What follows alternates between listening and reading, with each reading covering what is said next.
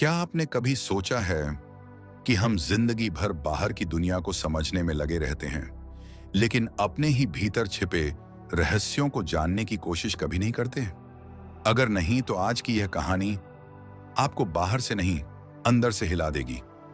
आज मैं आपको सुनाने जा रहा हूं ओशो की प्रसिद्ध किताब द बुक ऑफ सीक्रेट्स की एक ऐसी समरी जो सिर्फ किताब का सार नहीं, बल्कि आपके भीतर छुपे हुए दरवाजों की चाबी है। एक किताब नहीं, एक यात्रा। द बुक ऑफ सीक्रेट्स कोई साधारण किताब नहीं है। इसमें कोई एक हीरो नहीं, कोई विलन नहीं, और न ही कोई सीधी कहानी। इस किताब का मुख्य पात्र आप खुद हैं। ओशो हमें एक प्राचीन ग्रंथ की ओर ले जाते हैं, विज्ञान भैरव तंत्र, जिसमें भगवान शिव और देवी पार्वती के बीच संवाद है। पार्वती एक प्रश्न पूछती हैं, इस पूरे ब्रह्मांड का रहस्य क्या है? मैं खुद को कैसे जानूं?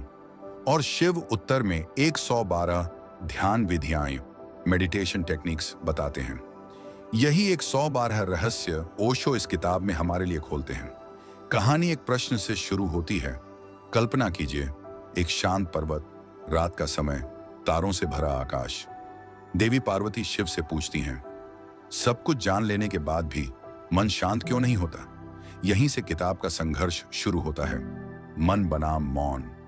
ओशो कहते हैं, हमारी सारी परेशानियों की जड़ हमारा अशांत मन है।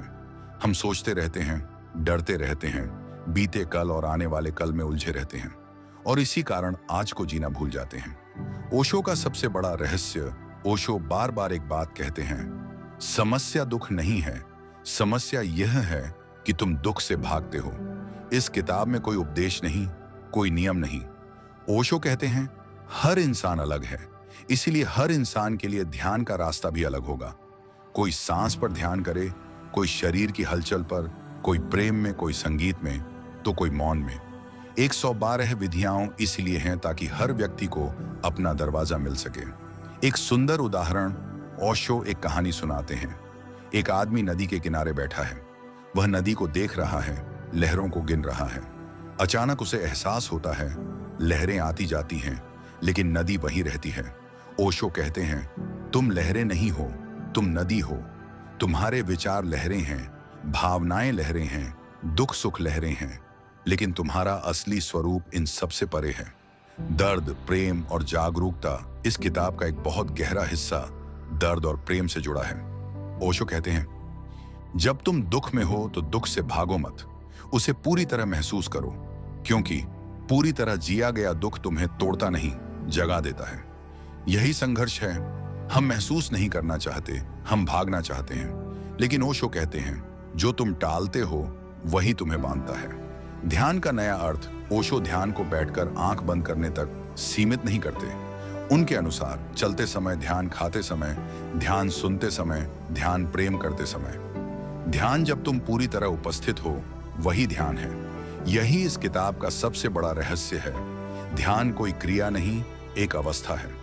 क्लाइमेक्स, खुद से मिलना। जैसे जैसे किताब आगे बढ़ती है, एक बात साफ हो जाती है, तुम्हें कुछ बनना नहीं है, तुम्हें कुछ पाना नहीं है, तुम्हें बस जो तुम पहले से हो उसे पहचानना है।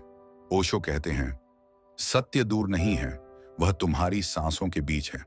जब विचार रुकते हैं, जब मन शांत होता है, तब रहस्य प्रकट होता है। अंतिम सीख, life lesson. The book of secrets हमें सिखाती है, शांति बाहर नहीं।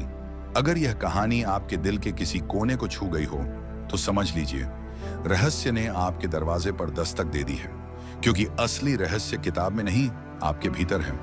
ऐसी और इंटरेस्टिंग बुक समरी ऑडियो सुनने के लिए हमारे चैनल को सब्सक्राइब करें।